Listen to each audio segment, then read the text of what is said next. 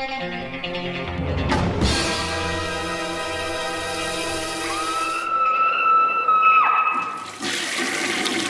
guys, what's up? It is week 255, and before we start into the reviews, let you guys know that the Secret Top 10, Episode 3, will be live Sunday, and it's a doozy. It's Marcus Cook, the special effects artist, director, so yeah, we had a lot of fun with that one, so hopefully you like it. It'll be up Sunday, and give me some feedback on those and everything like that. I have 10 of the 13 recorded already, and the other 3 pretty much lined up. So the first season's pretty much all locked in, and I've been editing here and there and stuff. So, I have 5 up on the Patreon right now, and you'll have a third live on the YouTube channel and everything like that. So yeah, hopefully you guys dig it, and you're more than welcome to throw guests that you want to come back if you really liked them, or possibly new guest or stuff like that. Anybody, I'm open to recommendations and everything like that. So let's hop into the reviews, and the first one up is the 8 diagram pull fighter. And I wanted to make sure I said that right. For some reason, I always wanted to put 8th, or because a lot of these Shaw Brother movies, they have like 36 Shaolin and all these numbers and everything like that, and I always get the names mixed up. Don't want to do that. This is released from Arrow Films. It has Alexander Fu-Shang, who actually died during the filming of this movie unexpectedly in a car accident. It's a lot of special features in the movies and stuff. I've went over that. And Gordon Liu is in a bunch of movies. And this, I guess, is towards the end of the Shaw Brothers run, from my understanding. They say it's kind of like what do they mention on here? The kind of Twilight, his studio's years, Twilight years, his filmmaking powerhouse. Yeah. So, anyways, I've been watching a lot of these lately, and this is one that always kept coming up, where people are saying some of their favorites, and this one was one of the titles, the 8 diagram pull fighter. So the opening is a doozy. A lot of these, they'll have these really cool opening credits that you don't really, they're not necessarily actually happening, but they kind of set up the plot. And this one starts off like that, but then we realize we kind of go right into it, and we have this big battle, and this family is betrayed. And there's 7 sons and 1 father. And right in the beginning, they introduce all of them, and their actors joke, oh yeah, so we got some big names here, Gordon Liu and Alexander Fu-Shang. And then a bunch of people are just slaughtered and killed in this battle. A lot of the brothers, and they die dramatically, and you're kind of like, oh wow, so this is what we're kind of doing, which is typical in the revenge style. A lot of the Shaw Brothers movies are revenge movies, well, action movies in general, and everything like that. So most of the characters that you're introduced to get wiped out right in the very beginning of the film, and it's up to 2 brothers who have survived, one of which who goes to a monastery in Gordon Liu, and he's violent and has all these violent tendencies still, and he still has revenge in his heart, and these monks don't want him there, of course, and they kind of are shooing him away and everything, but he kind of just refuses. And Alexander Fu-Shang, who goes back home, but he's completely lost his mind, and he has kind of a strange performance, because usually his character is more like lighthearted in films, like the Chinatown King, although that gets a little darker. Chinatown Kid, sorry. And some of the other ones, that he's always had kind of like the goofy kind of like character, because he's like the young one and everything. This one, it is kind of silly at first, but because he's always trying to attack everyone, but it's a little bit jarring and everything. And I imagine that dying and filming in here, he was probably supposed to have a bigger part in here, from my understanding, and step up and fight the baddies and everything like that. So it's not over for the Yang family, because the bad guys are constantly after them. They're not going to let these 2 escape. They know that there's not all have not all been killed, so they're constantly harassing the family, the mother and the 2 sisters that are still left, and while they're all trying to protect their crazy brother, or the brother who's went insane. It cuts back with Gordon Liu, who's like eventually kind of learning in this monastery. And like a lot of the monks are like, a lot of it is the training and stuff like that, and they like have a really cool like training scene when they're learning how to like like block wolf's teeth and everything like that, and that plays into the end of the movie, and that's awesome. It's a nice setup. It kind of pays off beautifully. But the pull fighting is really kind of awesome, because like, again, like they done so many kung fu movies, and they always incorporate weapons, but when you bring in a lot of the weapons, you're always just kind of amazed at the kind of stuff that they can do with it. So the end of the film, of course, Gordon Liu has taken that vow as a monk, but there's going to be kind of some revenge here, and the ending is actually a really cool fight scene involving some bamboo sticks, and some people do show up that you don't expect, and it just kind of like in a really cool way, like I said, kind of that wolf kind of deal comes back, and thought that was very entertaining. As far as the special features are concerned, there is a slew of them, like usual. Oh, I should mention that it looked really good and sounded good, and you can watch it in multiple languages: Cantonese, Mandarin, and English. Some of these I do watch in English because I feel it fits the movie, but if the dubbing is too off, I will definitely go back to the original native languages. So what we have here is brand new commentary by Jonathan Clemens, author of A Brief History of China. Newly filmed with appreciation by film critic and historian Tony Raines, who is in a lot of these. Interviews with stars Gordon Liu, Lily Lai, and Ying Ching, filmed by Frederic Armbrussini in 2004. A tribute to Fu Shang, a short film commemorating the late actor that played before early screenings of the 8-diagram pole fighter.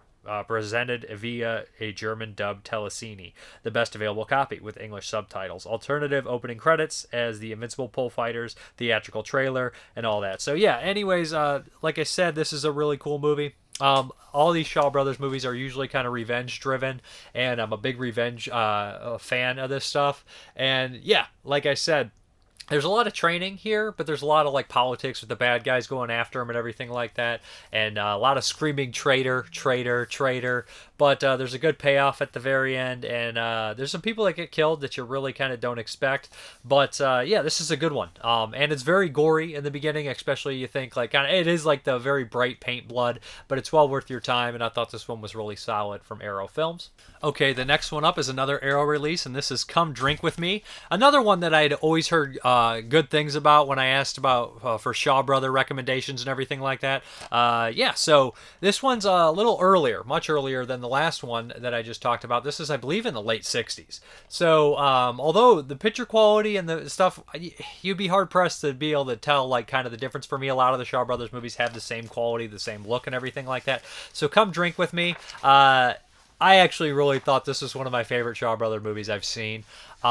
So what happens is essentially we have these this guy who's kidnapped by this gang. And they're like there's like 5 leaders. They all go by the leader names, and this guy is kidnapped by this gang. They kind of attack him, and in the very beginning, and they kind of show that they're badasses. And the 5 leaders of this big gang all have like unique looks and unique fighting styles, somewhat more based on their looks. I mean, one does have a sword and everything like that. And they kidnap this guy, and they're gonna hold him for ransom because they want to kind of put him up. He's what is he? He's like I can't think of his actual position, but he's higher up. And he's of importance, kind of like royalty, I guess you'll say, to a certain extent, and they want to put him up and exchange him for their boss. So what happens is the guy's sister shows up, but she's disguised as a man, and no one knows she's like this golden swallow, which this gang is afraid of. They've had trouble with before they mention that, and she essentially starts to kind of like work her way in, and she plans on rescuing her brother, and she's starting to have some help from somebody in the gang who appears to be like this drunk beggar, but looks can be deceiving, of course, and that's a lot of Asian movies. They always have like the drunk beggar, but the drunk beggar is a little bit more, intelligent or has tricks up his sleeve. I even think the Zatoichi movies where he's like a blind guy, so you're like, oh, he's not going to be able to do anything, but he's very smart and he's very like clever and everything like that, and has a lot of skills that you don't really see coming. So that's similar with the beggar. So essentially, there's a lot of fighting between them and a lot of helping and kind of back things going on and everything. So back dealings. But eventually what happens is there's a giant showdown in the rocks and everything, and somebody comes back from the beggar's life that, has a direct connection with him, and it gets a little bit more complicated. But what I truly loved about this movie were the bad guys, the 5 kind of leaders. They're actually go by like Master 1, 2, 3, 4, 5.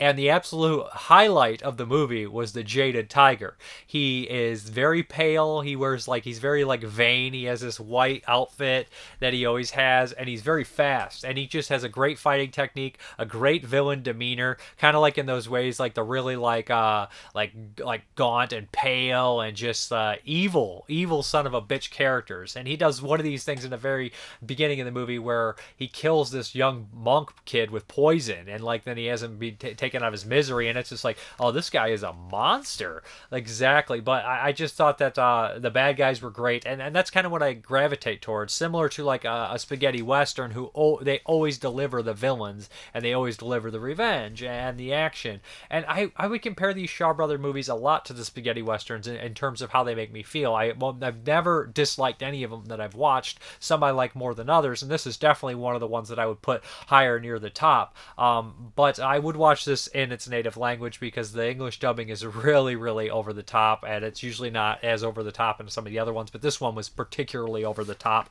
As far as the special features are concerned, we have a brand new audio commentary by film critic historian Tony Reyes. Again, he did I think he had a video on the other one.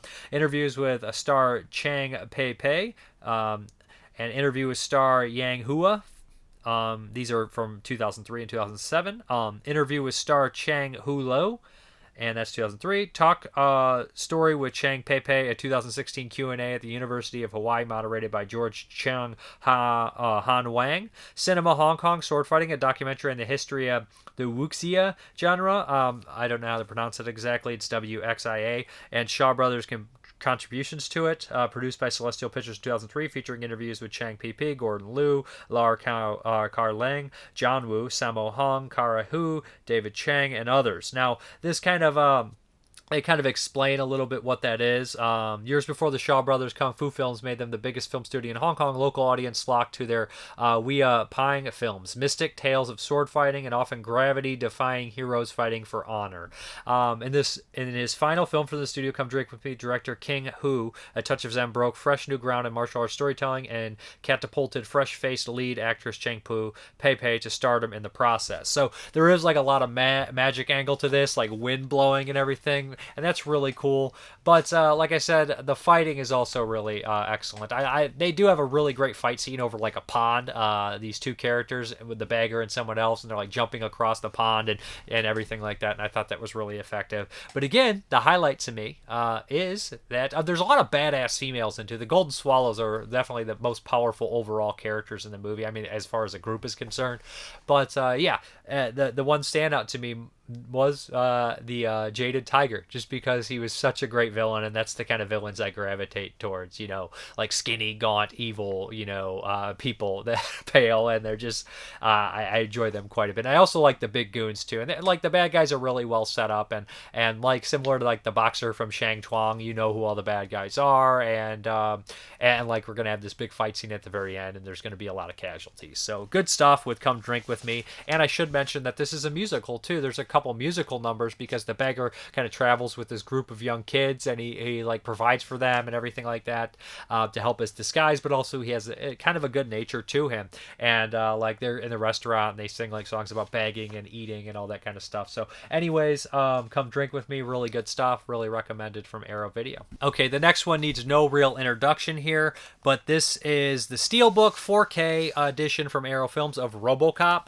of course 1987. I covered the special edition of it a while back from Arrow, and I thought it was an excellent release of one of my all-time favorite films. As far as the 4K upgrade is concerned, I made sure that it was really quiet in the house, it was late, all the lights outside, it got dimmed down, got dark, I turned off all the lights, I sat down to watch Robocop in 4K, it looked excellent, the sound came in wonderful, Dolby Atmos, Dolby Atmos sounded excellent on here, and it looked amazing. You could see like all the graffiti and the city scenes. I don't know how much more I can say about Robocop as far as the film is concerned. I think it's an absolute masterpiece. I think it's one of the best paced action films ever once you look at it. Like, there's not 1 second in Robocop where I am bored. I love Nancy Allen in the film.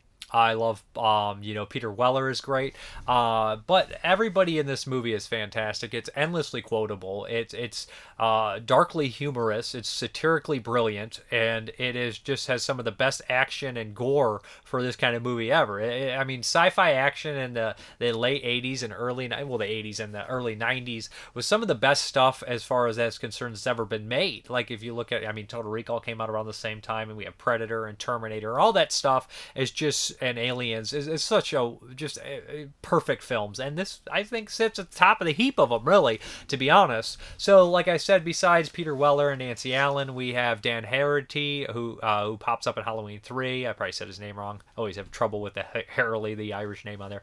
We also have Ronnie Cox, Miguel Ferreira, freaking Kurtwood Smith, and what I think is an Oscar-winning, should have been an Oscar-winning performance. We have Paul McCrane, Ray Wise. There's a bunch of people in here. So the bad guy, of course, the plot is it takes place in it's kind of be semi to a little bit in the future in old Detroit, which I also love, being from the not Detroit area, but not too far away from Detroit. So it's been a presence in my entire life, to be honest. So we have like crime is at an all-time high. There's this kind of for-profit company, OCP, that runs the cops, and basically they're getting creamed out there. There's so much crime on the rise. Cops are getting killed, and essentially what we have here is they're trying to create this kind of robot program, robotic police officers and everything like that. And we see some of the kind of the deals on it, like Ed 209, who is it? Dick Jones, basically. Is making. He's kind of a guy that works at OCP. He's Ronnie Cox in a villainous role, of course. And we have this cop, this rookie who gets put into this area. He's brutally murdered his first day on the job, and he is used to be put in this other program, the Robocop program. And he comes back, and he still has some of his old memory. And of course, he goes after the bad guys that caused him the pain. And the bad guy crew is probably my favorite, like, gang that you put together. And this movie I don't understand how they managed to get to this over the top level of extreme violence and still keep it to the point where it was not stupid. Like, it's over the top in a way, especially, they're talking about the toxic waste scene. And you're just like, this toxic waste, this tank sitting out in this industrial area that's this toxic waste on it. And it's such like a 1980s, early 90s thing to do with like the over-the-top pollution, stuff that was like being like put out there and tried to save the environment stuff growing up. It was very prevalently there. So like as a kid seeing this, I was just assumed that there is giant vats and tankers of toxic waste just sitting everywhere. But that scene is so insane and so gory and so over the top that by the time you get to it, you're like, I can't believe we're doing this, and I love every second of it.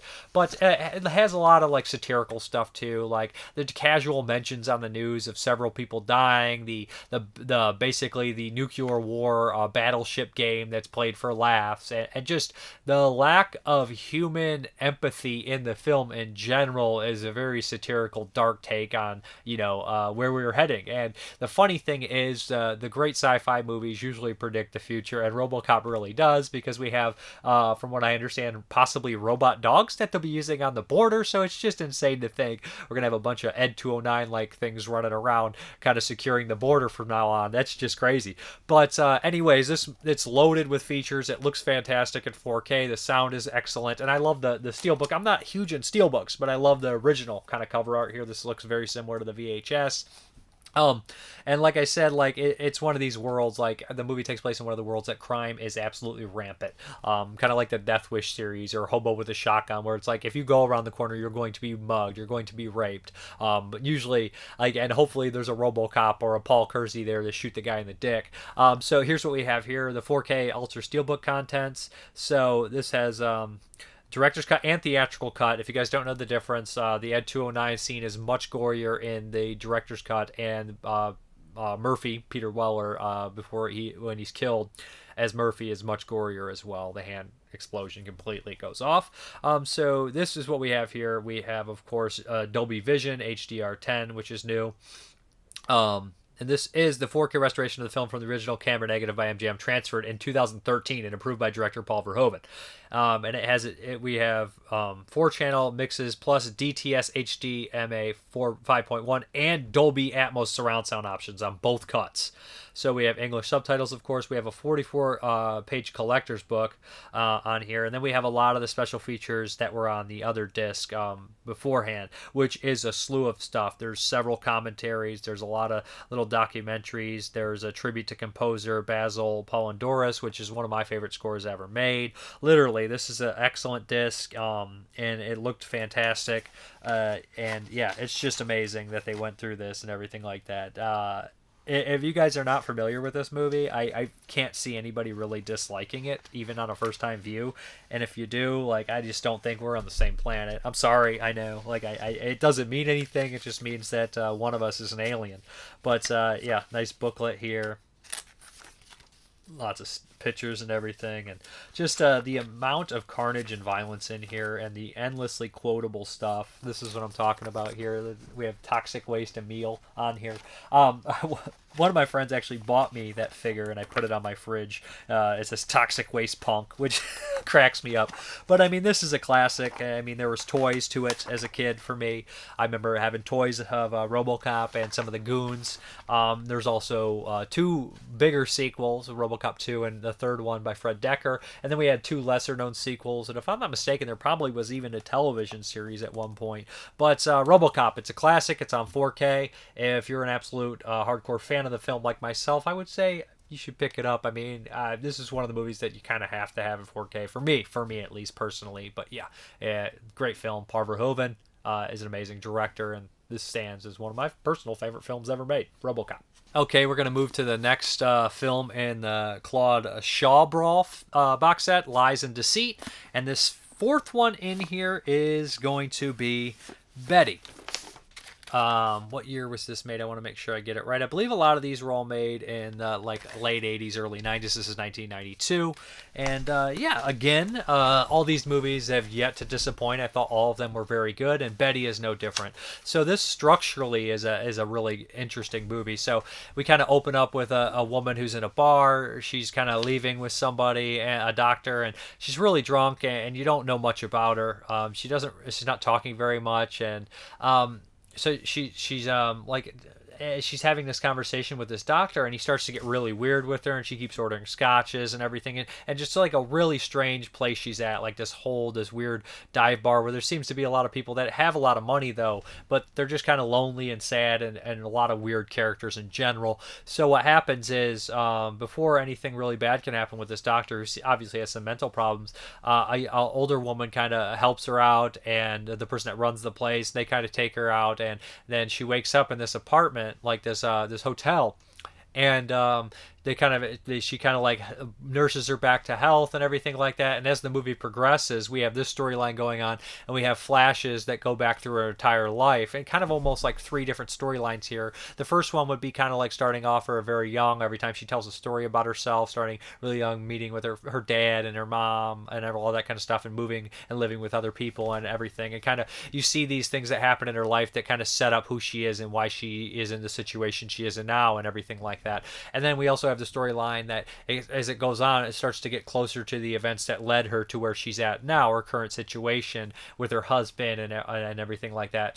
And like, I don't want to get into depth with it and everything, but it basically it shows you who this person is from their past, similar to kind of like, I feel like Madame Bovary. It's not like it tells this entire life of her, and that was the last one I covered in that set, in an interesting way. And I think this one structurally is even more interesting. And again, it takes these characters who are very flawed and have a lot of problems and hurt people. They do hurt people, and they have, like, maybe, I don't even want to say sociopathic tendencies in a way. I mean, but you are really intrigued by their life and who they are and all this kind of stuff. Visually, it's an excellent looking movie. Again, all four of the movies out of the five so far have this kind of, I don't even want to call it blue, because I always hate on blue movies that just suck the color out and call it blue. You know what I mean? Like, but this is before that kind of like stage when they would just drain all the movies of color. So it's like literally the cinematography, the lighting, all that stuff is great and well professional, and there's deep colors and stuff and hues, and it just looks really good. I don't want to say it's drained out, but it does have this gloomy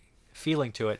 But not only that, like you learn her true nature, and it's, well, I guess I've heard this been said a couple times, I think on podcasts, they say when somebody shows you who they are, believe it.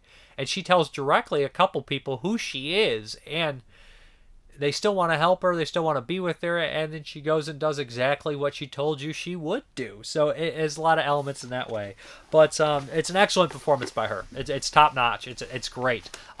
I thought she was excellent in it. In fact, the acting for the most part is all great. There's no weak points in acting or storytelling. I think the storytelling is perfection. Honestly, it's what makes the film so strong.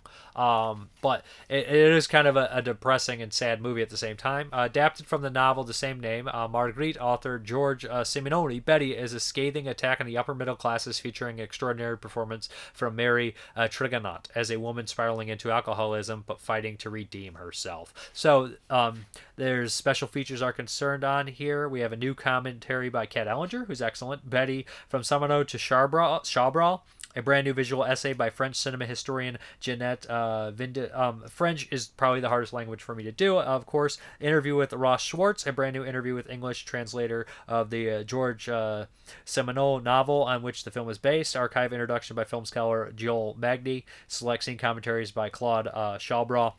So yeah, anyways, it's hard to rank these. I've enjoyed all of them quite a bit.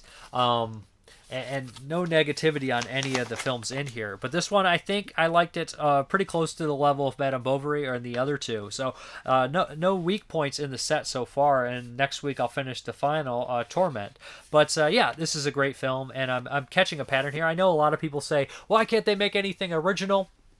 They're remaking all these films, but a lot of movies were based on novels and stuff. And I know people don't always like that, but I've seen a lot of like 70s movies and 80s and even 90s movies that were based on novels, and they've all been really solid. And a lot of them are well respected, maybe lesser known novels a lot of times, But like, what was the one that I watched with Walter Matthau and Bruce Dern, where that The Laughing Policeman, I believe that was a novel, and it was a really excellent film. So, not everything has to be a super high profile novel, or I don't know how high profile it was and when it came out in 70, 71, but I'm just saying, it's not so bad to make an adaptation from a novel. I would certainly like to see a lot of stories that never been told on the screen instead of the 30 or 40 remakes. And I'm not anti-remake, if it looks bad I just won't see it, or unless I hear a lot of good things. But anyways, this box set is shaping up to be a really excellent box set. 4 out of 4 so far, and we're going to finish the last one next week. Okay, here we go. Symbolicus Volume 1, and this is a horror anthology with 13 different directors in here, so bear with me. Marcus Cook and Jesse Seitz put this thing together. They both have shorts on it as well. So now, like I said, every time I cover an anthology film, no joke, there's like 4 or 5 shorts on there. I will forget 1 or 2. Even if I enjoyed it, I don't know. It's just getting old. So bear with me. All the directors are listed on the back, and I'm going to try to run down all of them. With an anthology, it's very difficult to do anything but kind of run down the story and give your positives and negatives very short and quick. So Patrick Fortin, his short was the first on there, Square, and I believe it was just kind of like a surrealistic, kind of trippy thing, some murder and everything. And by the end of it, I figured I kind of would want to see the footage unmessed with to see kind of what we have going here. But there is some nice visuals in here and some cool stuff. I don't know if it's maybe a little too long or anything like that, but to be experimental like that, I think it's best that it is a short. I dig that. Joe Meredith, who does a lot of cool stuff involving like creatures like Southland Hill District or stuff like that. I can't think all, but he did like 3 shorts that I thought were really cool with great monsters and visuals and desolate wasteland stuff like that. Thought that was really well done. But for his movie, this one, it's a little shorter than I would like. I wanted more. We get kind of a glimpse at that rundown city look and like a little creature tentacles and stuff like that. I wanted more by the end of it. I guess that's better than saying I wanted less. Casper Joel, his was kind of a story where you could see where it's going, but it was well done, and I enjoyed it for what it was. We kind of have this woman who's taking care of this guy who's mentally, not there, and then her friend comes over, they look him up, and they find out that he has kind of a creepy past, and they're kind of screwing with him, and you kind of know where it's going to go. I think it's effective. I mean, it's kind of, a lot of people are like, well, I wanted something different with the short, but it's like, dude, it's a short, and I think it's effective. It's well done. It's well made, so I don't know exactly what you really want. The next one is a Spiral by Michael Todd Schneider, aka Maggot, and this one starts off really weird, like webcam and stuff, and he's talking it appears to be a relationship, and it's really shaky, and obviously that something's going wrong. And then we kind of have this descent in the madness where we kind of just see like almost like this character, boxing and fighting and naked and stuff. And the overview shot of the boxing stuff reminded me a lot of something that Shinya Tsukamoto would do in like his Fist. What was that, Tokyo Fist or something? Just like the sweat and the punches. The over angle was really effective. But the end of this one, there's a murder in it, and has Harry Collins in there, and I really enjoyed that one, and I thought that Harry Collins' face when he hears a lot of the weird fucking sounds going on was really effective. So this is my favorite of the shorts so far in here. Next, we have Marcus Cook, who, of course, does a lot of movies like Rot and Fell and Bloodshock. And he's a special effects artist. And people are probably thinking, oh, his is going to be this all gore fest. And his was like a really trippy, edited, disturbing kind of drug use and using a lot of repetitive lines that get stuck in your head. I only have enough for me. It was actually kind of disturbing and just kind of made me feel a little ill, which is, I think, what it's going for. Then we have Jonathan Doe, who did like The Degenerates, and I believe he did Barf Bunny. Those two movies, I still need to see those. And his was kind of like a really well shot deal where we have this naked woman wandering in the wilderness, kind of like that, and she has like what appears to be some sort of vagina face on there. Think like Bad Biology by Henenlotter or something. And she buries these little fetuses and she digs up these things. It's obviously like some symbolism and all that kind of stuff. Well shot. I don't know how much I got out of it. Not poorly done or anything. Then the next one is Grucius Gowenener, who I believe this is the Caligula one that's more of a comedy beat. I did not like it. I did not find it funny, and it's in the woods, and it's kind of my least favorite in the short. Matt Zolkelly. Now I don't remember. These are where I have Jeff Sennen. These ones are not. Oh well, okay, yeah, they're coming to me now. One of them I don't know who did what. Matt I think did the serial killer one with the castration, which I thought was a kind of standard low budget gory serial killer thing. It was okay. No negatives, black and white. And then Jeff Shannon was the animated one. I might be mixing those two up. And this one, I thought the animated one was really fun. It was a very strange, kind of like done in Dante's Inferno style. If anybody's seen that animated kind of weird stop motion paperclip kind of things, it was funny. I enjoyed that one. It was kind of a mind trip. Then next up we got James Bell, who did a bunch of stuff like Tantrum and all those, and Dog Dick, and his one is very typical of his, which I enjoy his stuff. It's like the weird gross special effects he does, and like these weird kind of, again, I would put his and Joe Meredith's kind of in the same world of like this desolate wasteland where there's people that are deformed and mutated and killers, and it's got like a shot on video aesthetic. Decent one. I thought was pretty cool. And a little creature in there biting things. Next up, we have Sydney Meredith, Joe Meredith's wife, and hers is a lot different from Joe Meredith's films. It's like this weird cult kind of trippy music video thing with a lot of like, satanic shit and rituals, and visually it looked pretty cool. I enjoyed that one. Cool stuff. Next, we have Jesse Seitz, which is the shortest. I think it's like about a minute or so, and it's almost just kind of like a real weird, trippy kind of surreal thing of like a stalker or killer's home videos that are edited and weird like noise kind of stuff like that. And final, we have Victor Bonacor's, which is the longest, I think probably about 20 minutes, and it's definitely, I don't want to say the most ambitious, because like as far as like I would say ambitious in terms of like cast and crew and footage and scope, I would say, because there's tons of people in this, and it's a very strange one. It has like a element of comedy or zaniness or weirdness that's in there, that I would compare to something like Brian Williams and Brian Williams film like Jesse's Super Average Regular Day or something like that, but it's just a little bit darker maybe to a tinge to it. Has a lot of familiar faces in here. You'll see Linnea Quigley, Aaron Brown, some other people, Cody Lee Harden. So there's Victor Bonacore stars in it himself. So there's a lot of familiar faces in here from kind of like Victor's a lot of his other movies and Underground World like that. Like I said, it's really weird and strange, and I don't know exactly how I feel about it. I appreciate its ambition, and it has like this element of like kind of a weird world, or you don't know if it's such a strange world and it's like making these people crazy, or this person's crazy and that's how they see the world, or a little bit of both, whatever the hell. But the one thing that I thought was pretty cool was they incorporate these home videos. Now, I don't know if Victor Bonacore has like a young brother or nephew or something that looks a lot like him, but I feel like obviously it's supposed to be him and stuff like that, but it could be him in the old home videos, and there's photos of his father and stuff like that. So it seems like a very personal little kind of movie to him, and also crazy and emotional, and he's a star, and he has does a lot of range of emotions in here and everything like that. So it's really weird. I don't know how to go about it. So that is Symbolicus, 13 shorts. Yeah, and they're all by, shapes of some sort. There's a volume 2 as well, and I do have that one, and I will dive into it when I get a chance. This movie is like an hour and 49 minutes, so it's a lot, and there's a lot of stuff going on here. And this is the first time I made sure that I remembered every single short on here of 13 shorts. So there we go. Yeah, and there's a lot of familiar names on here that I've seen a lot of their work, and I appreciate their work and what they do. So if it interests you, if you're into indie or underground cinema, then check out Symbolicus. I know you can get it from Marcus and a slew of these other directors and filmmakers on here as well. So yeah, it's wild stuff.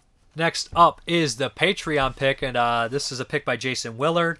And yeah, I had to watch this for something else, so when this came up, I was like, well, two birds, one stone. And this is getting a release in June from 88 Films in the UK, and I pre-ordered the bad boy.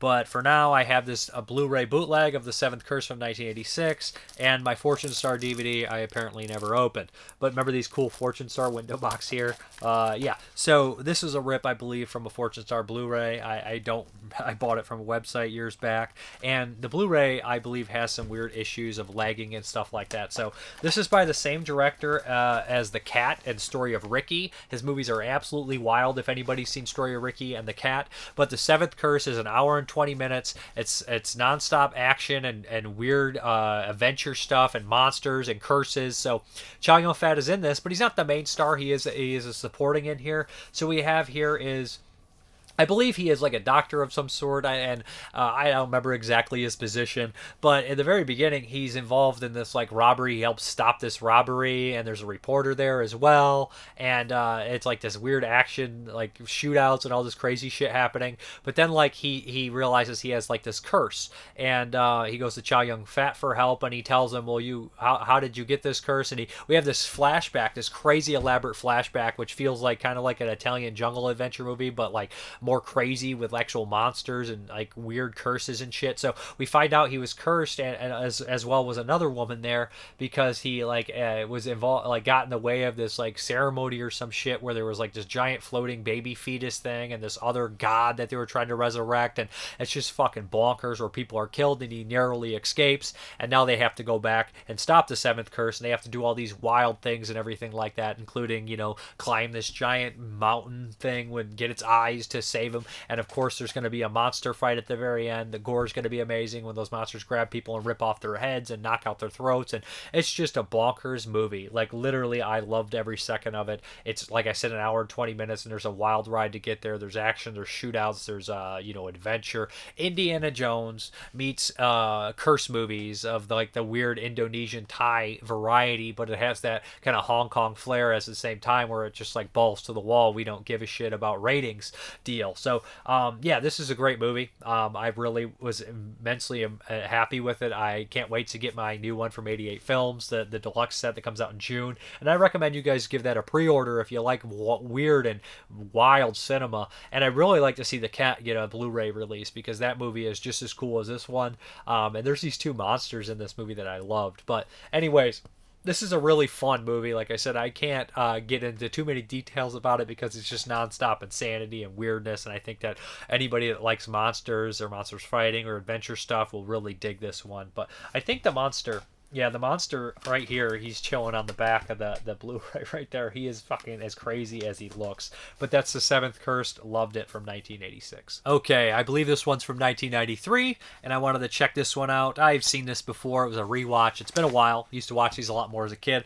This is Puppet Master 4 from Full Moon Entertainment, directed by Jeff Burr, who kind of did a lot of kind of sequels. He did Pumpkinhead 2, he did Texas Chainsaw Massacre 3, and he also did From a Whisper to a Scream, and he did Puppet Master 4 and 5, as well as Night of the Scarecrow. Jeff Burr, a working director, did a lot of solid stuff on a budget. Let's put it that, and let's say this, Puppet Master 4 and 5 are not the best movies ever made. We know he's working on a budget. We know he shot them back to back, and honestly, for that, they're much better than they should be. So Puppet Master 4 picks up not really where the third one left off, which was the Nazi one, of course, taking place as a period piece. So we have this, I guess he's like a computer kind of like robotics whiz, and he's working working in the Toulon mansion, whatever the fucking puppets were in the mansion, and he ends up finding them. He has a kind of a psychic friend, and some other people show up, and she helps him find the puppet chest. He opens it, and he uses the serum to bring them back, and all the puppets are kind of moving about. The puppets that are in the movie are, of course, we don't have all of them. We're missing Leech Woman and Torch. And then we have, like, of course, Blade, Tunneler, Jester, Six Shooter, and Pinhead. And we also have a new puppet, Decapitron. That's right. Which has some of the worst effects on there when they put the actor Guy Ralph's head on Decapitron to talk to the new Puppet Master. So, what the villains in this one, the puppets are good, similar to part 3, similar to part 1 and 2, and 6. So what happens is there's these demons that at one point stole the formula from Toulon, and they want it back, and they're little puppets that they send to the real world to kill the scientists that work on robotics. And essentially, basically, these monsters are going to go after, the new Puppet Master and his friends. And it's up to the puppets to save the day. So this one starts off really entertaining, where we have, like, the demons murder these 2 scientific characters in the beginning. It's gory, it's well done. And then as it progresses, it starts to lose kind of its steam, where there's only like 4 characters in the house, and only one of them dies after that. So the kill count goes down dramatically. And these movies really feel like they're more for kids. And there's just not as much action as you would like, although they're professional looking films. They are well shot. I mean, especially on a budget, let's say that. And I think Clu Gulager makes an appearance in this one, if I'm not mistaken. He pops up in one of them, and it's just for a split second. And I don't remember if he's in part 4 or 5, but it's just like basically a little cameo. I think it might be in part 5. So, yeah, it's part 5. Anyways, like, yeah, it's not the most eventful movie. He has, like, a prick friend that tries to obviously steal the serum and everything. And it's of course, they have the psychic element, which we had, I believe, in part 1. Like, everybody was, like, kind of a psychic in part 1 that showed up to the mansion, so we could kind of get the backstory. Anyways, it's an okay Puppet Master. I would say that, the first 5 are all watchable, for me at least. And then after that, we start to kind of have diminishing returns, although we have diminishing returns after part 3, to be honest. But I don't hate part 4. I kind of enjoy it. I like it, and I can respect what Jeff Bird did with this on a budget. And these movies really feel like they're made for kids, part 4 and 5, and the puppets are friendly. I don't know how they got an R rating. The 2 murders in the beginning maybe are a little graphic, but there is, like, these weird demons. Every time one of the, like, little demon guys gets killed, they go back to their lair in hell, or whatever the hell wherever they're from, and they, like, melt, and that's cool. And, like, the leader of, like, this big, like, puppet thing that reminds me of something from Ozone. But yeah, I like him, and it's okay. It's not a horrible movie. But like I said, it's absolutely hilarious in this when Toulon's head pops up into Decapitron, who is a new puppet, and he's my least favorite of the original 8 puppets that actually participate, in the killing and everything like that. So, but it just looks so cheap. He's like, "You're the new puppet master," and it's just, I just laugh. And one of them, I can't remember if it's 4 or 5.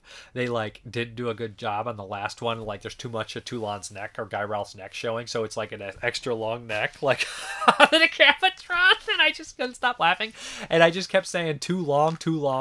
Yeah, anyways, Puppet Master 4, it looks really good. They really cleaned this up. Like, just like they have the elements. I was like, oh, Puppet Master 4 is looking great on Blu-ray, and the sound, I was like, this is very impressive for a cheap full moon movie from 93. So a lot of their Blu-rays do look really good.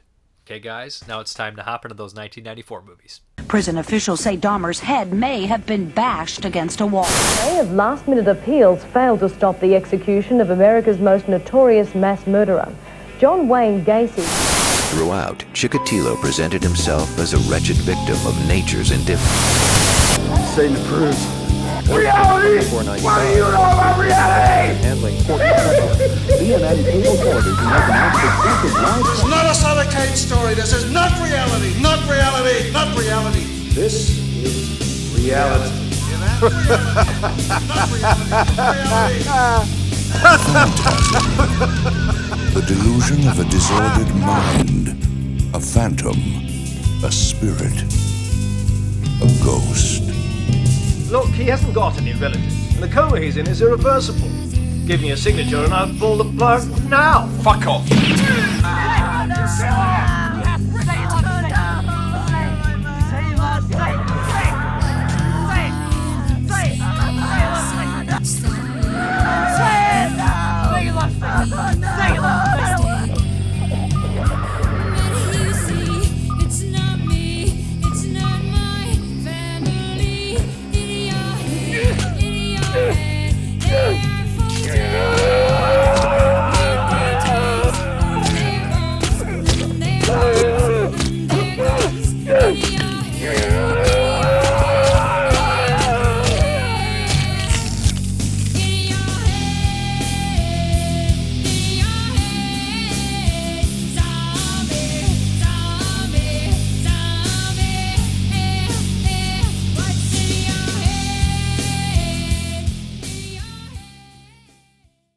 Okay, guys, you know the first one up from 1994 is going to be Puppet Master 5. That's right.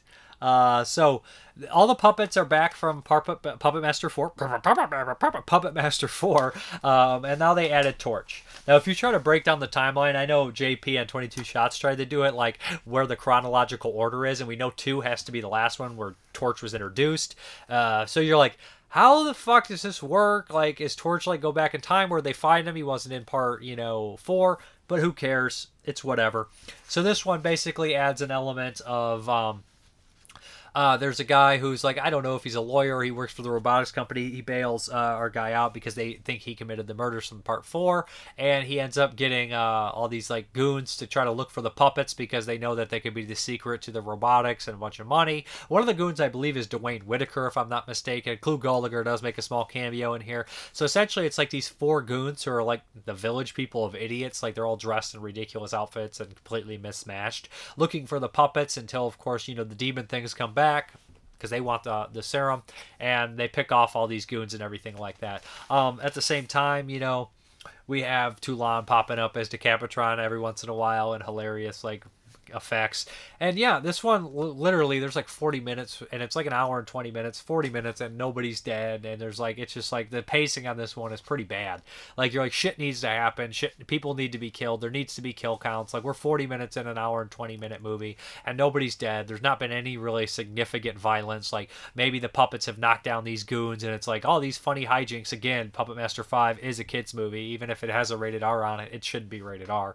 And again, at the very end, there's a super demon. He's like a super tough demon that the big puppet guy put himself into, and he's got to face off against the puppets. There's a lot of cut twos of the puppets just doing stuff that seems completely obsolete, like hey, and it's just like, okay, whatever.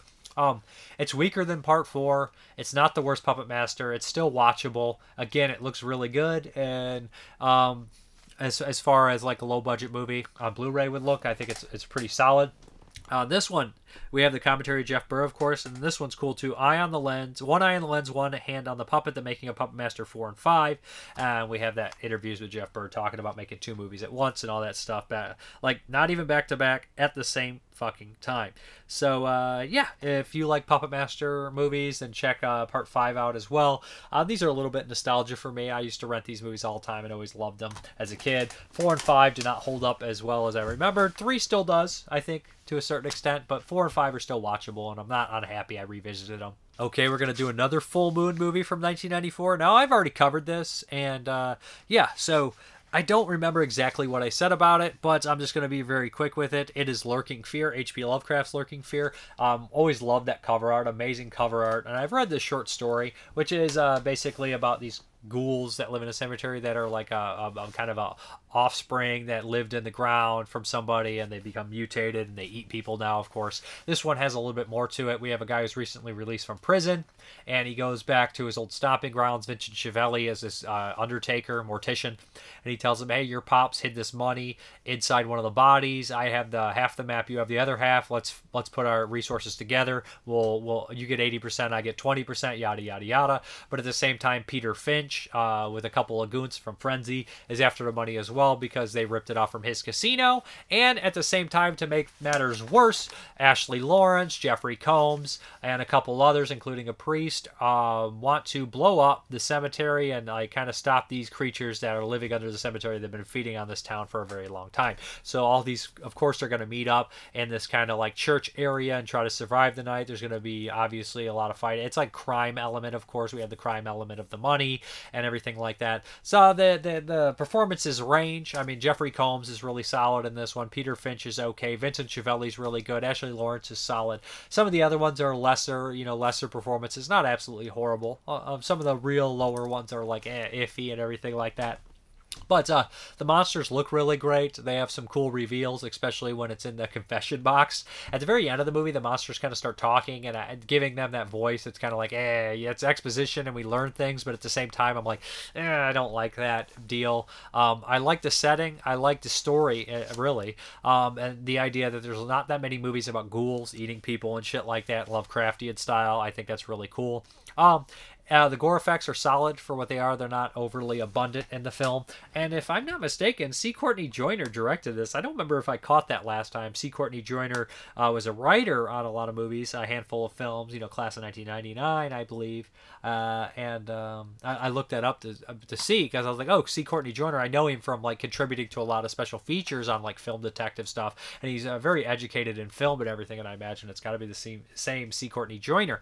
And he just does a really good job with that kind of stuff, and loves film, obviously. And he did a pretty solid job on this movie too. It's not a poorly directed film at all. It looks good. The surround sound's pretty good on here too for Full Moon. Not even for Full Moon, it's a good surround sound mix. Like I said, a lot of their movies that they actually own that they remaster on Blu-ray, like Puppet Master 4 and 5 and this, they look good. They're done really well for like, because you guys got to remember these were like direct to video movies too, so that they're just shot on film, shot professionally. It's like, oh yeah, these are much better than they should be, much better than the stuff that people make on this budget now, I would say. Not sure on the budget on this one, but you probably can't even get a movie in this budget. But anyways, yeah, like the only thing that really kind of causes it trouble is probably some of the acting. Like I said, some of the dialogue is a little iffy here and there, but a lot of that probably plays into the budget and everything like that. So yeah, there are some special features on here, of course. Audio commentary director C. Courtney Joyner, original video zone, deleted scenes reel, which doesn't have audio, unfortunately. But there's some genuinely creepy stuff in here, including like these ghouls coming through your vents and trying to pull babies into the vents to eat them, which is pretty twisted. But Lurking Fear, fun movie from Full Moon, definitely worth a watch. Has like kind of an HBO like Tales from the Crypt feel to it as well. Might have played better or something like that, but it's still worth watching. Short and sweet, and yeah, good stuff. Okay, next up from 1994 movies is the Class of 1999 2, The Substitute. Now, I remember I actually called this one time Class of Nukem High to The Substitute or some shit like that. You get mixed up, all right? Now, I had seen this on TV years ago as a kid. I've always loved Class of 1984 and Class of 1999. Big fan of those movies. And this one, it is cheesier. It's a direct-to-video sequel. And this is a Canadian DVD import that I got years back. So there's a couple names in here that people may recognize. Nick Cassavetes, of course. And that's kind of it for me, at least. But Class of 1999 2, The Substitute. This is a bonkers plot. Kind of similar to The Guest, if anybody's ever seen The Guest by Adam Wingard. So, essentially what we have here is, apparently all those robots from Class of 1999 weren't destroyed. There was one that was never activated. Somehow it activated, and it's been going around to different schools in the nation and killing kids, killing gangs, and all that kind of stuff, similar to what they did in the first movie, except there's only one of them, and he goes to this school where, there's some teachers having a lot of trouble. One of them had witnessed, like, a murder and is going to testify, and nobody wants her to do it because she's getting in trouble. The cops don't want her to do it. The principal don't want her to do it, but this new teacher, who is very robotic, like, wants her to do it. We also have a guy who's been tracking him, who is he wants to get a hold of him and everything like that to stop it, apparently, we think. And then we have the boyfriend, who I believe is Nick Cassavetes, if I'm not mistaken, who is kind of like this, he's a gun enthusiast, and he runs a paintball company, everything like that. And he's just not a very good boyfriend, let's be honest. And there's like these overly violent, rapey gangs that go around and harass the teacher and try to kill her and all this stuff. It's more of a thriller, I guess, than a horror film or anything like that, but it's been a long time since I watched it, so I wanted to pop it in. And there's a decent kill count. There's some fun action. It's entertaining, I'm not gonna lie. The killer teacher is really cool.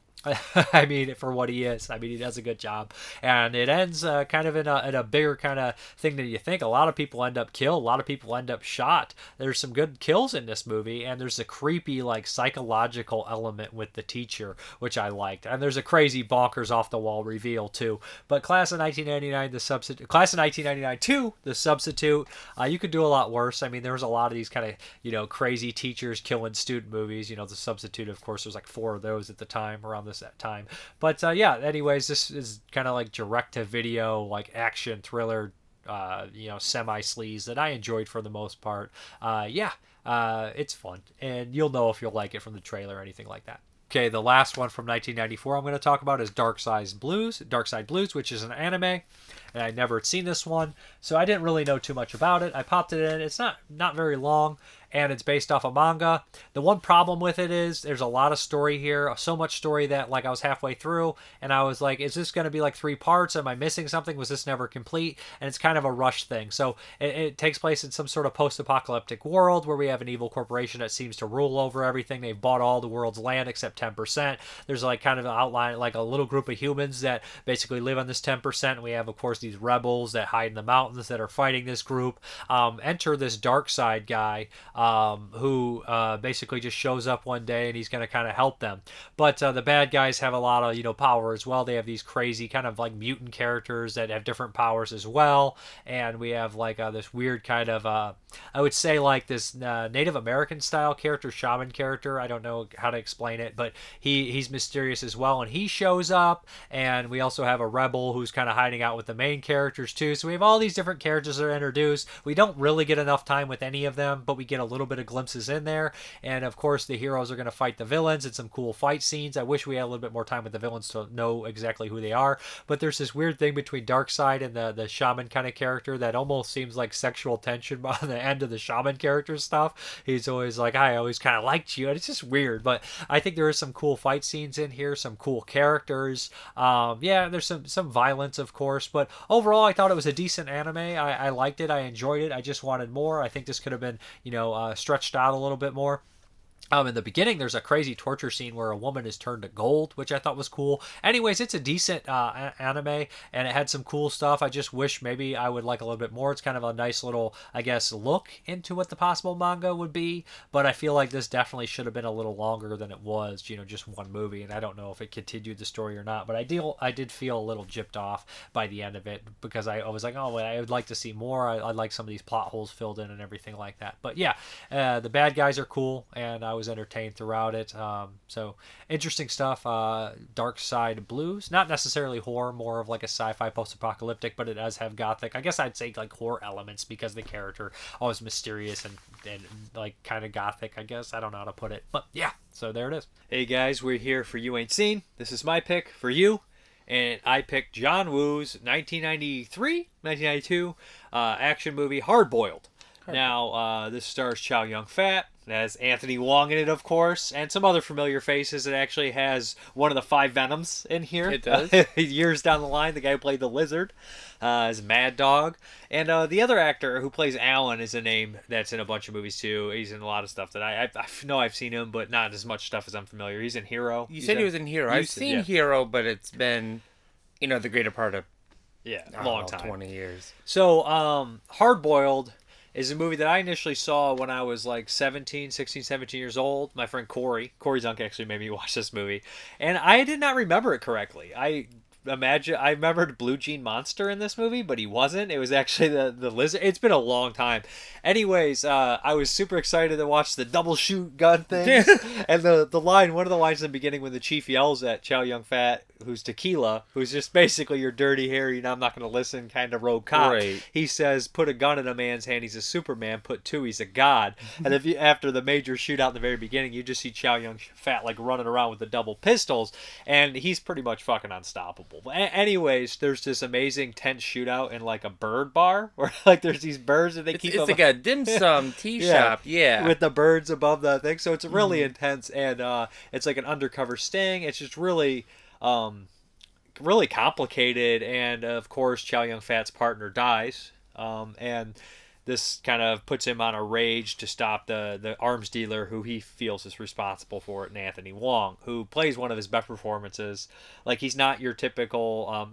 Anthony Wong's never typical. His roles are always completely different, which is cool, but he's not your weirdo psycho from Untold Story, or your goofy guy from, what was the strange one from 94, it was like he was like a wizard in it, or even like the idiot kind of father who becomes hero in Underground Bunker. He always plays somebody different. He's never the same. He plays like this like nerdy Weasley, like... I wouldn't call him nerdy. I wouldn't call him nerdy, but like... He's straight evil. He's evil. He's absolutely evil, but he has like a... To me, he reminds me of a more, less over-the-top Rhodes. If that, like, is just to me, like, he doesn't care. Like, he just kills whoever. I could see that. Yeah, like, I just feel like he's more... He's less Rhodes. He's got one of my favorite lines in the movie when he says, "You can't stop me." He's got a 38, and he's like scuffs. The way he scuffs it, like that. He does it a couple times. It's brilliant. But the movie is just kind of like like I don't even know how to go about it. Like an adventure movie with cops that are like undercover and triads, and it gets real confusing who's on whose side, people traitoring each other. But the highlight is the amazing action scenes and Chia-Liang Fat. Yeah. I think the action's really fun. I do like the guy that played Alan. I think that it's probably the more compelling character than Chia-Liang Fat was. I think he has a more interesting storyline than what Chia-Liang Fat was doing. He has a more emotional storyline. The other one's so simple, and his is more complex. Right, and like Chia-Liang Fat, I mean, he's a great actor, but definitely I think that the other guy steals, I think, more of the thunder in most of the scenes. I like Chia-Liang Fat because he has the baby scene. And that scene is absolutely beautiful. So the beginning of the movie has the amazing tea shootout where it's just insane. And there's a bunch of innocent bystanders getting shot. And this was back in 1992, 93, where you have squibs just left and right. And I have never seen so much action and stunts and squibs all in one place in a movie in so long. Like I said, I hadn't seen this in a very long time. And the action doesn't slow down. We have the big warehouse shootout, which is absolutely insane. Then we have the boat shootout.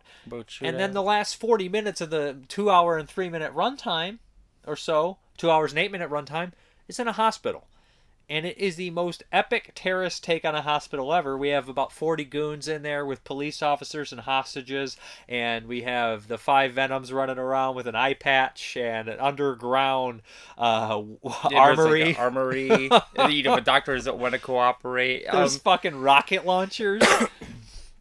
I do like the Chia-Liang Fat's girlfriend in this. I think that she's cool too. She has a really neat role in it with the roses and everything. With the roses and getting the messages in. And then she has a bit more a larger part to play, I think, in the ending. Yeah. As does the chief too. As does the chief, and he's done really well. I will say that I'm not big on action movies. Like, action scenes tend to drag on for me. I guess I just get really disoriented.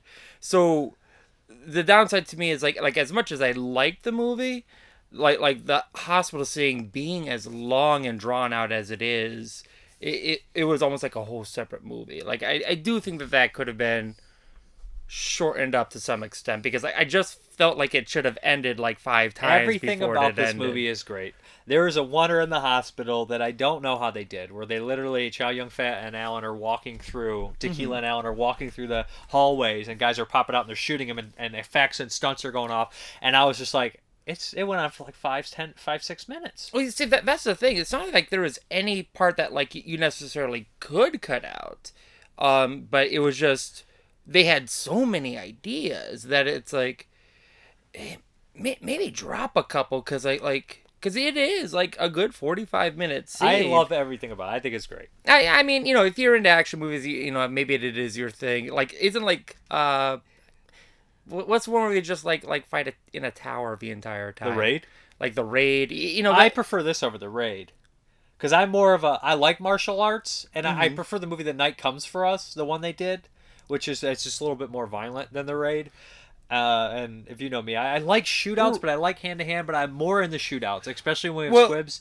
But you said you didn't like chases either, car chases? Yeah, I don't like car chases. And I do like car chases, but I need like guns in the car chases. I don't like cat and mouse. I don't like... Guns are different though with cat and mouse. There's guns! Yeah, I don't know... Guns! Yeah, but I don't know anything about guns, so it's kind of like... That was Kurtwood Smith. And Robocop. Guns. But no, but my point in bringing up like The Raid, or like even like the Judge Dredd movie, was like, you have those entire movies are set in...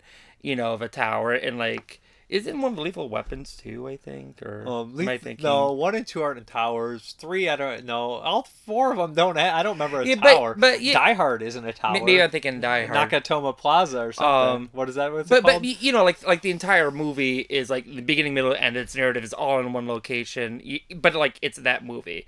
The thing is, like, I think an epic. This is an epic, but I think that it was just a whole separate movie from like the first half of the movie. Well, it has to have a climax. They have to top the crazy shootout in the beginning. What was your favorite shootout?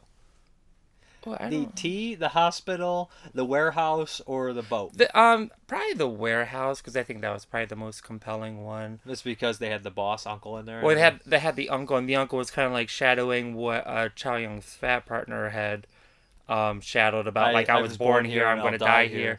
The uncle does the same thing, like, you know, and you know, like I said, the Alan, is it Alan? Yeah, like his character, I think, had a far more compelling character than what Fat's character was doing. I was kind of thrown off by that. They have the 38 reoccurring thing, where he's like 38.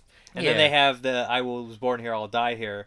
And then, of course, they have the where Chia-Liang Fat has to shoot twice. One time they for have that. So they have a lot of that. But you know, going back, to aim really well twice. That aiming, and I mean, that all happens in the tower scene. It doesn't happen in the first half. It's like I said, there's payoffs in the beginning that happen. Well, no, not all of it. I mean, the aiming happens in the tower, and the live or die happens before, and then the 38 happens, I think, in the tower. Yeah. But I mean, it's like 45 minutes later. Right. So it's like I said, it's really weird. It's like this is one movie and this is another movie.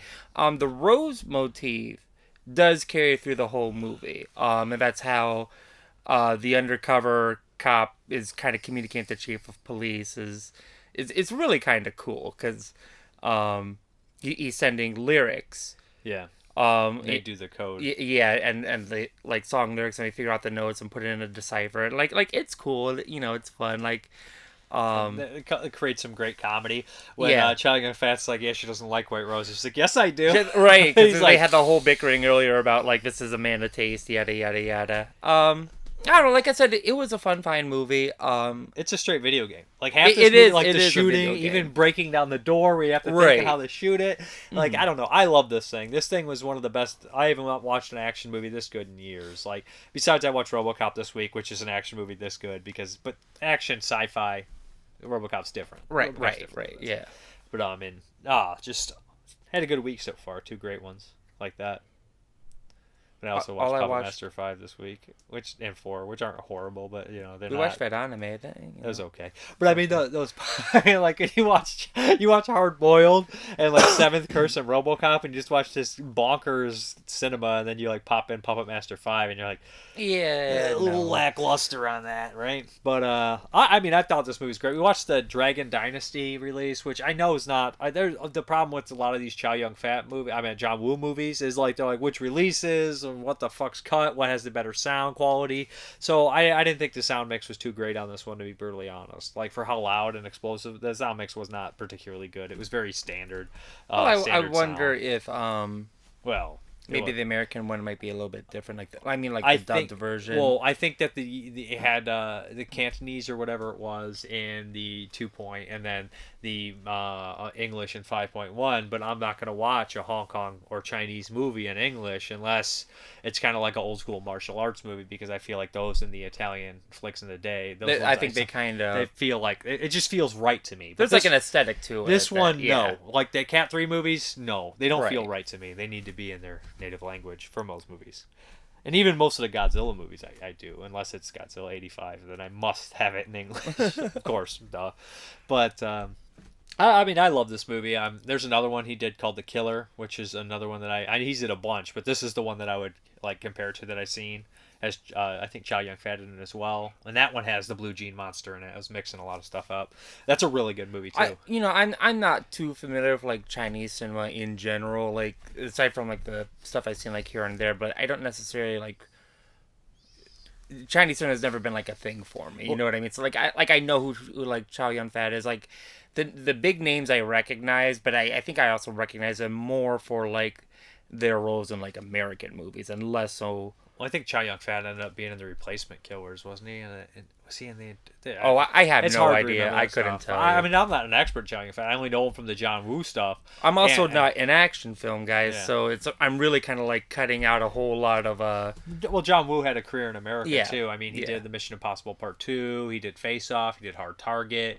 which are all action movies, so it's kind of like I'm definitely gonna pick Hard Target for you eventually. Hard Target was the one that He did right after this, and that's the one co-directed by Sam Raimi with Jean-Claude Van Damme and That's Lance Hendrickson and Wilford Brimley. I wasn't expecting what's his name to be a big character based on what you said last week. Anthony Wong. Yeah, I forgot. I Right, forgot right, he was 'cause the main villain. I thought he was I remembered him as a goon. yeah, because when he pops up, I'm like, well, he might be in like this scene or another. I'm like, oh no, he's actually in Were the you whole movie. happy? I was in- happy. Yeah, he was and in he it had the 'cause, big gun at the end. he's fun. I just like his dynamic and. He goes. I think he probably goes through a more complex character change or arc. I thought you were my friend. That makes me mad. Right, than some of the other characters. Chia-Liang Fat is just Chia-Liang Fat. He's the Dirty Harry style. Yeah, the Allen guy, not even so much. Because once you find out, like I thought that the story might have worked better if he actually wasn't an undercover cop. He was a triad that had a change of heart. See, I don't know what a triad is, but It's weird that they're triads, which I believe is a Japanese gang, from my understanding. Or is that Yakuza? that's Yakuza. Yeah. Yakuza, but triad is Japanese too. Yes, no, or is it Chinese? Well, or is it triad's Asian not in general? Triad's not a Japanese word. Triad just means three, I think. But that would have to reflect probably like three families, like a mafia style thing, right? Well, see, Or that's three? like, I don't know what a triad is because I I'm just saying know it it's in a the movie. gangster or criminal organization was the triads, right? Not that I'm aware of. I've never heard that word spoken. A lot of video games and movies, they're triads. That's all I know. The only thing I could think of is that he's probably working for 3 different agencies, but I don't know. Well, triad is I a mean, gangster element. Yeah, it could be. I know don't a know. triad is considered like a gangster. Oh, okay, Like that's okay. that's why Yeah. he's a triad hitman, like a mafia hitman, but Chinese mafia. But I don't think it's called that. I don't know what the different criminal organizations are. If triad is Right, a generic term for gangster or just a certain gang element. Like we know Yakuza, we know mafia. I think Right. triad is similar to that, or maybe it's a generic term. I don't know. Oh yeah, I have no idea. I mean, I really thought that like when they were saying it, like I thought it was like, oh, he's working for 3 people. No. Like, But maybe I'm trying to say maybe the organization was initially named after 3 families coming together to create an ultimate criminal organization. Like the mafia had like the 6 families and shit like that. Or was it 7 families? It might be. I don't fucking know the history of the criminal organization right. like that. Okay, I know basics, very basics. Like, But I guess what I mean is like it probably would have been better if he actually was like a villain, not so much undercover cop, and then like well, that complicates it with the chief and stuff, though. And It does complicate it with the chief, but I think you would have had like more compassion for his character, and maybe even to some extent like a better relationship between him and Chia-Liang Fat. Well, more like joining dynamic, forces. But I was fine with it. I mean, yeah, it was fine. It doesesn't bother me. Right. I like the way it unfolds. Yeah, I don't have any negatives. I would give it a 10 out of 10. I think it's perfect. I mean, it's not my genre of movie. It's definitely like to me, I'd probably give it like a 3, but like it's clearly like at least a 4-star movie out of 3. 5. Okay, again, 3s aren't bad movies to me. 3s are very like it's a run of the mill. Like, oh, it wasn't bad. This is great. This is like this. But 3 to me 2 is guns at the same time down the fucking that only staircase. happened in one. That happened a scene. bunch of times. Whenever He went down the did he have staircase. 2? At one point, I think he had a shotgun and a pistol. Somebody did, Yeah, not him. but he went down the fucking ramp. But like to me, like a 3-star movie is like railing again, With it's not my pistols. yeah. Okay. But yeah, like 4, like 3 or 4. 5 out of 5. Okay. What are we doing next week? Next week. Oh, I want to do Mothra. Mothra. I've never seen Mothra. I've always been curious. I already seen Mothra. Well, you should have watched it with me then instead of popping up these movies that I right. would clearly like. If you want to do Mothra or you want to do Mamma Mia, I'll give you a choice, motherfucker. Mothra. Okay, yeah, good. Then we're doing watching fucking Mamma Mothra. Mia. It had to be an M. Can't we you know do what Rodan? I mean? Rodan? No, I've never seen Mothra. I've seen Rodan anyway. I've never seen Rodan. You never seen Rodan? Oh, well, we're doing Mothra because I think Mothra want to do cute. Gigan. What's Gigan? He fights guys. I don't know if he has I his don't own know. movie. I doubt he does. Okay, Mothra's next week. Yeah. We're done. Done. Bye. All right, let's get into all these questions, comments, concerns. Last week I asked you, did you guys have any experience with disc rot, which apparently is like a mold that gets into some DVDs due to maybe possibly extreme temperature changes or moisture or heat or something like that, humidity. So I asked that, and because I noticed something weird with some of my Shriek Show DVDs. Now I don't know if some of them times those like old DVDs were pressed poorly and they have this weird look on the back of the case, and I feel like some of them actually had that even when they were brand new. So it's iffy. And the couple of the Shriek Show DVDs that I had that I thought was possibly mold is more of a cloudy look, which could be mold, but they played perfectly fine with no problem. So I'm wondering if it's something else, maybe just poorly manufactured DVDs. Could have a problem later on down the line, but not having one now. But just ask anybody if they experience disc mold. And we got a bunch of different answers. Ken Coakley, it's hard to know if any of my movies have disc rot. I may end up checking my movies when I get out of the nursing home. It's been so long, so if there's any that won't be from overuse. I baby my movies and try to make it a point to not let people think that I run a video store. One of the guys here wanted to borrow Midsommar a few months ago, and he still hasn't returned it. Before the rehab, a neighbor wanted to borrow some movies for his grandchildren, and the first thing I thought of was peanut butter and jelly that wouldn't add up on the disc.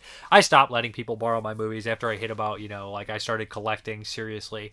Like I always been collecting, but like I remember just like you'd have to ask people for it, and I was just like, that's enough. I'm tired of it. I worry about it. They're gonna get shit on it. I'm just no, you're not borrowing it. Sorry. David Scott. If you were only able to watch movies from one of these actors for a whole month and it was between Steven Seagal or Jean-Claude Van Damme, who would you choose? Easy, Jean-Claude Van Damme. Yeah, I like his movies more, and I grew up with them. Steven Seagal probably has like 10 movies that I would enjoy. Van Damme maybe have 15. So, David Scott said, I did make this comment before watching full episode. I think you may have answered it during Blind Spot. Oh. Eddie Daniels, I always enjoy your reviews and recommendations. Your vintage opening with the music from Zombie made me smile. So nostalgic. I'm glad that I found this channel again after so many years. Thank you for watching. Zach Nolan, great answers about movie props. Blood-crusted crucifix from Exorcist was hilarious. RB, you switched the outro as your intro, mixing things up on us. I always loved the 94 Frankenstein and never got the hate, but I know people have different opinions. My absolute favorite character in the movie is the old blind man played by Richard Briers. I love the relationship between him and the monster. Great show as always, my friend. Thank you. Yeah, the monster and stuff you just wish we got a little bit more of it, to be honest. Derek D, I don't know if it's disc rot or just some kind of separation, but my Malabimba DVD from Severn had some funky going on. It had a milky look between the disc layers. It plays fine, though. Autumn Blood. Honestly, I don't know if it's how I store them, but never had disc rot myself. I have had films give up the ghost due to wear and tear from previous owners, but not disc rot. Well, so far, LOL. Loved yours and Jeremy's review for A Little Shop of Horrors. I still haven't seen the director's cut ending, which I know is a fault of mine. Really need to get that, but I agree. Some films don't work as well on later endings, and I always thought the theatrical ending felt abrupt, so I may prefer the bleaker conclusion. As always, thank you for your awesome channel, new subscriber, and I've loved every video so far. Thank you very much. Nikki Brown, really like the new show. I like your style and originality and feel your guests do too. Yeah, awesome. Thank you very much, Nikki. Invedicus Antithesis, let's go. First comment. What's your thoughts on starring and directing in a movie at the same time? Does that diminish the acting or directing having to take on a double role? For a low-budget movie, it might not be a big deal. For massive blockbuster movies, it probably would be a huge problem. No, I think it's the opposite. I think that when you're directing something, you're super stressed. I was always stressed out, and I would always have a small role in it just because it was easier just to be yourself, just to have it in there. But I could never concentrate on my lines or the performance, really, because I was thinking about the movie. So, like, if you were a big movie, you could be like, well, I can hire a cinematographer that's world-class and excellent, and I can trust. Like, in a low-budget movie, half the time you're the cinematographer, too. So, like, I feel like on an indie movie, it would be even harder to do. Or I think that you could have diminishing stuff on certain people. Certain people pull it off, but I mean, Mel Gibson does it, but, you know, he's hiring the best cinematographer, he's hiring the best script, all these people, they're going to be top-notch. Half the time in an independent movie, nobody's getting paid, so they're your friends. Nick Mua, dear sir, luckily I have never experienced disc rot. I've had the occasional DVD malfunction because of scratches, maybe old age. Questions 1. If you could travel to any time period, a la Last Night in Soho, which period would it be? Oh.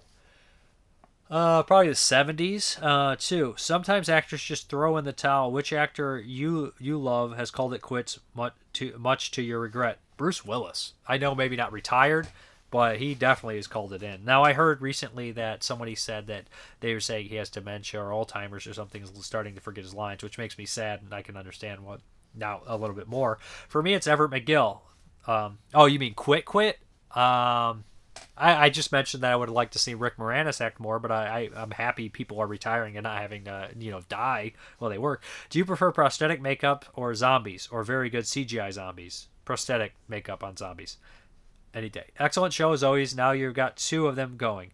Don't work too hard, though. All the work, no play. Just make Dave a doll boy. Imagine Jeremy's displeasure if his life actually became a Stephen King movie. He'd probably kill me at the first sign. Christian Mickelson, he says only DVD-R stuff. What happens the most is cracks in the center from shitty cases, no doubt. And then they rip the fucking plastic and sometimes the fucking cover art.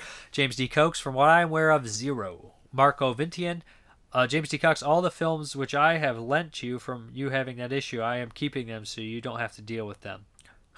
Mark Humphreys, thankfully, no, I've never experienced it. Still have DVDs from 2001 in my collection when I started buying. Sam Edwards, only a couple older, cheaper discs. Sean Donahue, yes. Also, some of my cases have deteriorated and turned to dust in my hands. Seth Poulin, nope. I have experienced rotten disc, however, but that was mainly anything Mac Brewer recommended. Oh, burn. Robert Luciano, definitely, and it sucks. Zach Puccinelli, not many, maybe 3. Salvador Funkenstein, the only one I know of was a CD. Only mentioned it because it was a soundtrack. Ordered a brand new sealed digipack of Goblin score for Dario Argento's Sleepless. Noticed the rod after opening and certain tracks won't play. Check those digipacks. Any old releases I should check up on? I would maybe look at your Shriek Show disc. Ruby Delgado, not at all.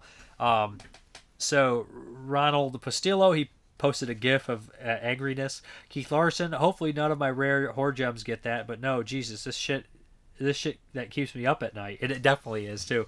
Sean David Petrie Holland, Keith Larson, you should rip them to a hard drive because it also happened to me a few times. Emil Levin, yes, 2 or 3 of them, rare ones too, sucks. We got some more pages stuck together. Justin Morales. Only my Blu-ray of House of 1,000 Corpses. Apparently, disc rot was an issue with a bunch of early Lionsgate Blu-rays, but fortunately, my other movies were okay. Sean David Petrie, yes, several times. Adrian Roberts, nope, not ever. Jacob B. Green, not yet. Stuff like that is my worst nightmare. Jason Lindbergh, nope.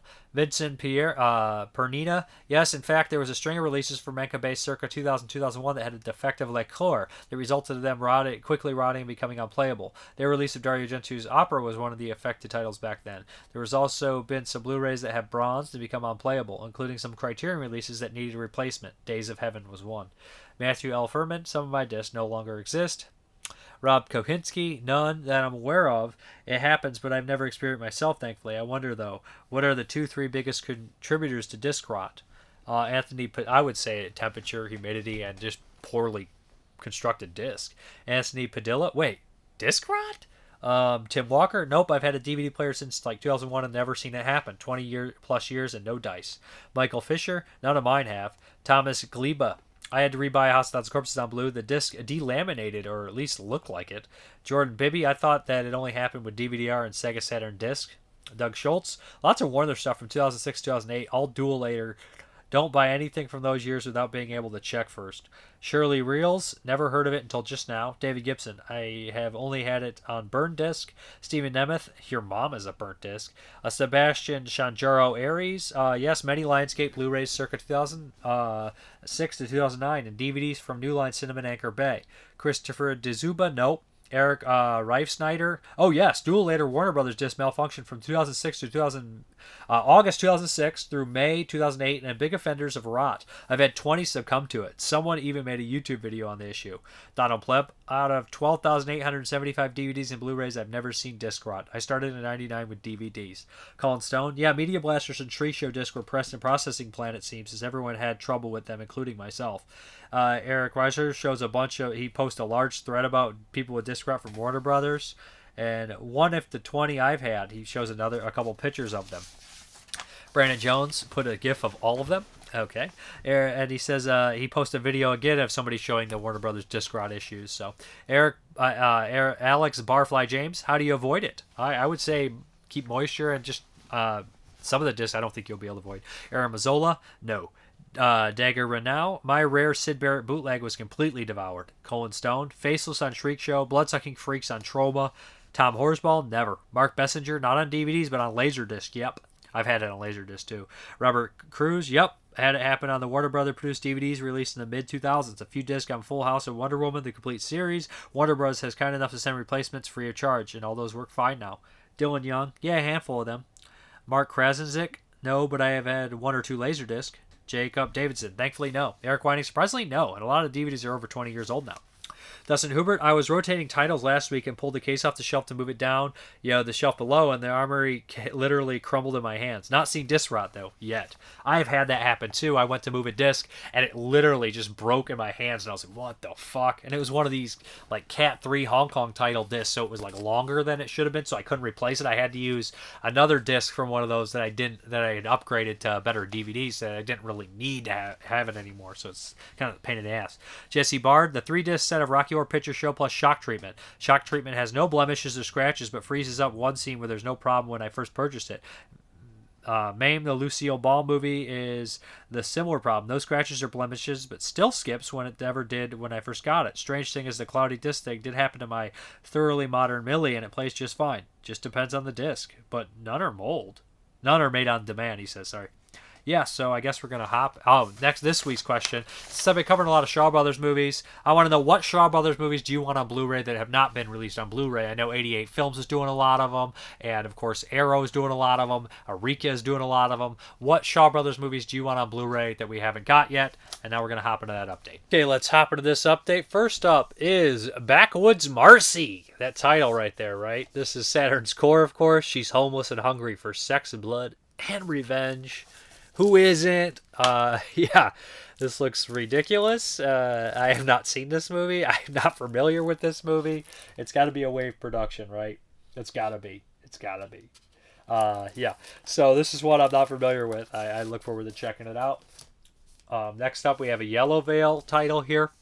This is The Long Walk.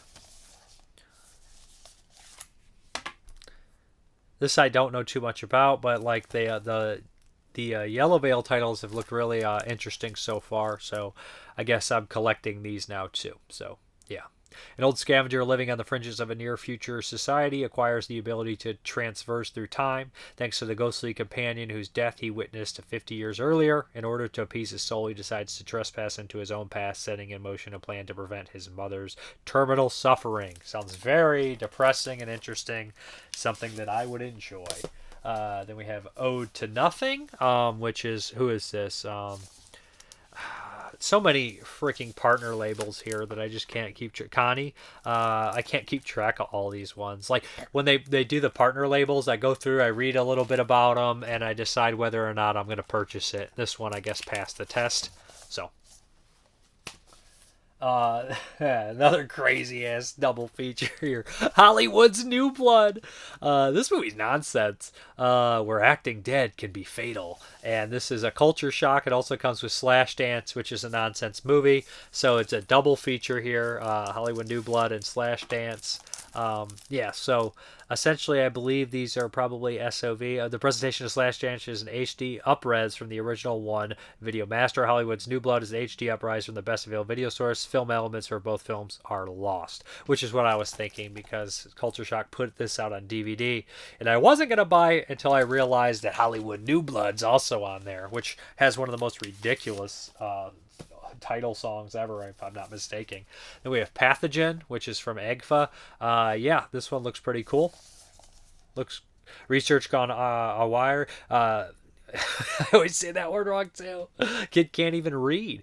Results in zombies walking the streets of Austin. A scientist and middle school student may have the keys to solving the mysterious illness. The story follows their journey to avoid being infected or attacked before finding a safe place. Now, is this one of the ones where it was the young girl who made this one, and then they had the documentary about it? My friend's on. Yeah, this is the one for sure. Yeah, cool stuff. Emily Haggins basically made this. She has shorts on there. Bonus movie, Zombie Girl the movie, feature-length documentary. Yeah, this is the actual movie she made there, so interested to check that out. I love my zombies. Then we have a Vinegar Syndrome archive here. Talons of the Eagle. Talents of the Eagle. When you're fighting crime, killing is a way of life. It's that Billy Blank's on there looking really intense. It is. This looks nonsense. Weird cover. It feels a little strange on here. Like this is not typical of them. Honestly, the video archives usually, it just feels the front feels a little like pasted on. That's the first time I've ever seen that from them. But anyways, I love video archive stuff. They look great as far as the releases are concerned. I like the outer shell. I know a lot of people don't care for it, but I enjoy it. I know some people are worried that it like rips their case and stuff like that. So next up we have Unhinged. It was dirt cheap, and I was thinking about it. Somebody posted a picture of it. I was like, I don't have that, and I really liked it. I love Russell Crowe in here doing his best John Goodman. Amazing actor, amazing performance. Ma'am, I don't think you know what a bad day is. Really entertaining. Next up, we have Armour of God with Jackie Chan from 88 Films. Now, James L. Edwards was a big fan of this one, and caught my interest. A nice deluxe edition here. Looks freaking awesome. Looks like a blast. I need to see more Jackie Chan. So, Armour of God is now in my possession. Next up, we have from 88 Films, The Bride from Hell, which is one of the horror movies I didn't have from them, the imports. So I picked this one up. Yeah, don't know too much about it. I tried to get all their horror films from 88 Films, the Asian ones. So yeah. And then last up is a DVD, which I thought I was getting a Blu-ray. My mistake. Let's stop at the Morgue. I think I will definitely check this out and then upgrade if I really like it to the Blu-ray if it's not sold out. This is the Sam Hell movie. So yeah, I hear it's pretty crazy. Surprised there's no nudity on the back. Well, there's animated nudity. I'm not going to count that, but yeah, this I guess less fetish stuff, more horror oriented. There is kind of some nudity on there, but you can't register it. So, anyways, yeah. So that's the update. Let's hop back to the video. All right, guys. Thank you very much for watching, and as always, have a good one.